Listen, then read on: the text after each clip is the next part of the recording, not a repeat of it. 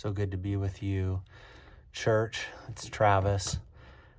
We're in John chapter 6 this coming Sunday, looking at the I am statement. I am the bread of life. Jesus says, I am the living bread. And if you look in the context of that 6th chapter of John, you see that this comes upon the heels of Jesus feeding the 5,000 households, probably closer to 15,000 or more people, and how that was really the pinnacle of his popularity. Boy, the buzz was at an all-time height for him, and he had he wanted nothing of it. And so between those two instances, the miraculous feeding, and then when he is speaking that very next day and saying that he is the bread of life, there's something that happens in the middle of the night.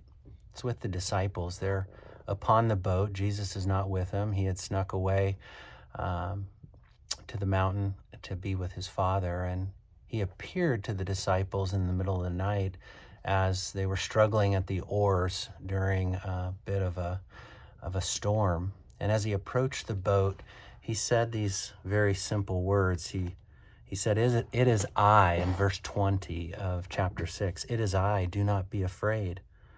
Then they were willing, or some translations say welcoming, to take him on board. You see, they were fearful. They didn't know who he was until they recognized his voice. They brought him upon board, and at once the boat was at the shore, which they were headed.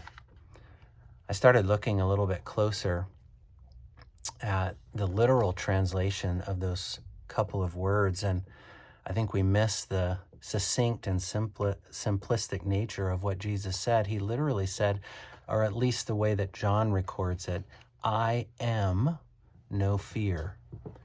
Jesus, in his first words to his disciples, seeing them struggling at the oars and very fearful, he says, I am no fear. That's beautiful.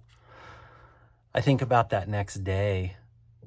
Could it be that Jesus was kind of preemptively planting a seed for the disciples and what he was going to say that next day when he said, I am the bread of life. I am the living bread.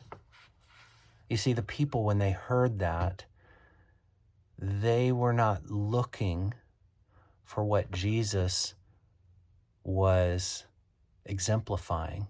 They were looking for their next meal. They were looking for bread, physical bread, barley bread. And they were missing the very bread that was right in front of them that would sustain their souls and satisfy their souls and strengthen their souls, not just for that meal, but all eternity. They were looking for a miracle. They were seeking a miracle instead of seeing that the miracle was standing in flesh, God in flesh, in the person of Jesus. How many times do I miss the giver because I'm just seeking the gift? God, if you could just answer this prayer. God, if you could just help me out here or change circumstances here. If you could just give me this bit of information. If you could just work in this particular area.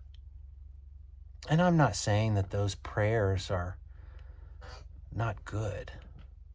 But maybe, just maybe, I need to come with my hands open. Come with my heart humble and saying, I need you.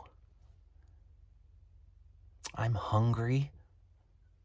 I'm thirsty. I'm scared. I see no way out. I come to you as the rescuer. I bring my hunger to you, for you are the bread of life. I bring my oars that I have been paddling so hard in life with, saying it's not enough, not even close. You are my security. You are my safety. You are the I am. May you be encouraged this day as you hear this word. I'm excited to share a little bit more on Sunday about the bread of life as we continue on this journey to the cross. Grace and peace of Jesus Christ be with you.